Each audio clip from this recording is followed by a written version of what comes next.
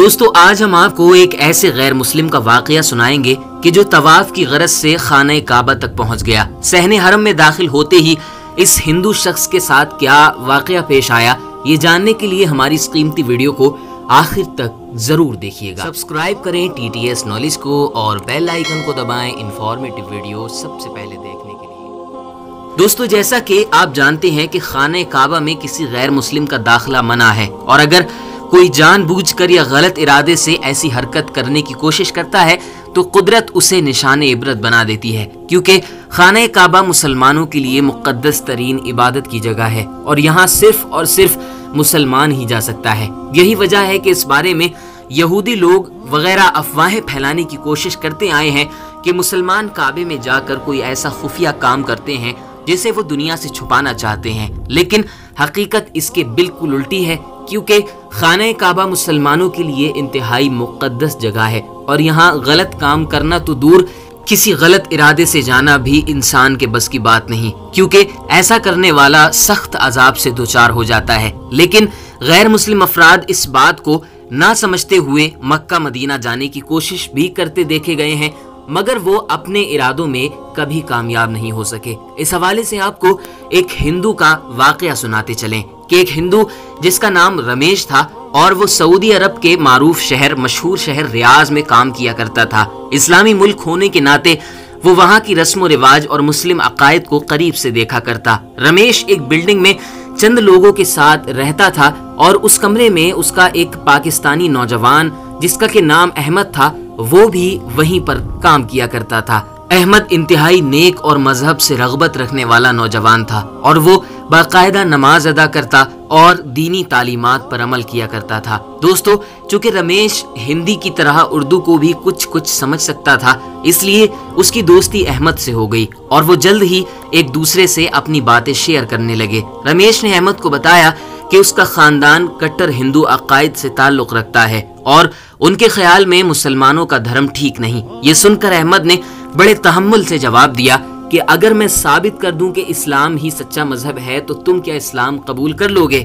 جس کی جواب میں رمیش نے کہا کہ اگر مجھے دلی سکون حاصل ہوا اور میں مطمئن ہوا تو میں تمہارے دھرم کو اپنا لوں گا۔ اس کے بعد احمد اسے اسلام کے بارے میں کچھ اہم باتیں اور ہسٹری بتانے لگا اور اپنے اچھے اخلاق کی مدد سے اس کا دل جیتنے کی کوشش لگاتار کرتا رہا۔ وقت گزرتا گیا اور تقریباً 5 سال کا عرصہ گزر گیا اور اسی دوران رمیش نے نہ صرف احمد کا اخلاق دیکھا بلکہ اس نے سعودی عرب میں رہتے ہوئے اسلامی کلچر اور عقائد کو قریب سے دیکھ لیا، جس کے بعد اس کے دل میں جستجو پیدا ہوئی کہ کیوں نہ وہ اسلام قبول کرے اور پھر مکہ مدینے میں جا کر عمرہ ادا کرے۔ لیکن اسی دوران وہ اپنے وطن یعنی کہ ہندوستان واپس آیا اور کچھ مہینوں کی چھٹی کے دوران اس نے سوچا کہ اسلامی تہذیب اور کلچر تو بہت پیارا ہوتا ہے، کیوں نہ میں بھی اس میں شامل ہو جاؤں۔ اس موقع پر وہ دلی طور پر مسلمان ہو چکا تھا اور اسے رہ کر احمد کی پیاری پیاری باتیں یاد آتی تھیں کہ کیسے قرآن پاک میں اللہ تعالیٰ نے انسان کو اسلام کی نعمت سے نوازا اور سچے دین کی طرف بلایا۔ دوستو بہت سوچنے کے بعد رمیش نے یہ فیصلہ کر لیا کہ وہ جلد ہی اسلام قبول کر لے گا اور ایسا ہی ہوا۔ اسلام قبول کرنے کے بعد اس نے اپنا نام تجمل رکھا اور اسی نام سے دوبارہ پاسپورٹ بنوایا۔ اس کی خواہش تھی کہ وہ واپس سعودی عرب جا کر عمرہ ادا کرے اور رو کر اپنے رب سے گناہوں کی معافی طلب کرے۔ اسی خواہش کو دل میں لیے اس نے عمرے کی درخواست دی جو کہ منظور ہو گئی اور تجمل فلائٹ پکڑ کر سعودی عرب جا پہنچا۔ اس کے بعد اس نے مکہ مکرمہ کی مقدس سرزمین پر قدم رکھا اور صحن حرم میں جا کر پہنچ گیا۔ وہاں کعبے پر نظر پڑتے ہی اس کی آنکھوں سے آنسوؤں کا سیلاب جاری ہو گیا اور وہ رو کر اللہ پاک سے دعا کرنے لگا کہ اے میرے رب، میرے گناہوں کو بخش دے اور مجھ پر رحم فرما۔ اس طرح اس نے احساس ندامت میں طواف کیا اور پھر حضور اکرم صلی اللہ علیہ وآلہ وسلم کے روضے پر حاضری کی غرض سے مدینے کی طرف چل دیا۔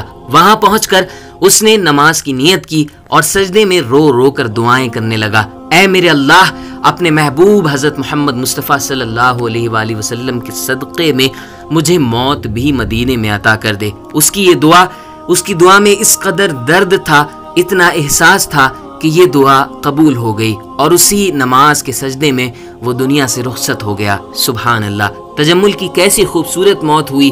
ایسی موت کی خواہش ہر مومن مرد و عورت کی ہوتی ہے، مگر خوش نصیب ہوتے ہیں وہ لوگ کہ جنہیں یہ سعادت نصیب ہوتی ہے۔ دوستو، تجمل جو پہلے ہندو تھا اور پھر مسلمان ہوا، اس کے اس واقعے سے یہ بات معلوم ہوتی ہے کہ سچے دل سے جو کچھ مانگا جائے تو اللہ تعالیٰ وہ عطا کر دیتا ہے۔ جبکہ اس واقعے سے اسلام کی حقانیت بھی معلوم ہوتی ہے۔ بے شک اسلام ہی سچا دین ہے اور ہر مسلمان کو اپنے دل و دماغ میں یہ بات بیٹھا لینی چاہیے کہ رسول کریم صلی اللہ علیہ وآلہ وسلم کی ذات اقدس اور آپ صلی اللہ علیہ وسلم کا اسوہ حسنہ ہی دین اسلام کی روح ہے۔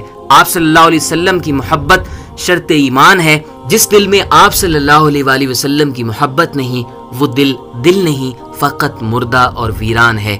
ہر ذی شعور انسان پر یہ بات ظاہر ہے کہ جب تک مسلمانوں کے دلوں میں محبت رسول صلی اللہ علیہ وآلہ وسلم کا غلبہ رہا، تب تک عزت اور دبدبہ عروج ان کا مقدر رہا اور ظالم قوم ان کے نیچے رہیں۔ لیکن جب بھی تعلق اور رشتہ کمزور ہوا تو مسلمانوں کا عروج زوال میں بدل گیا، حتیٰ کہ آج مسلمانوں کی حالت آپ سب کے سامنے ہے۔ اللہ تعالیٰ نے ارشاد فرمایا، جس نے میری محبت کا دعویٰ کیا اسے چاہیے کہ وہ حضور صلی اللہ علیہ وسلم کی اتباع کرے۔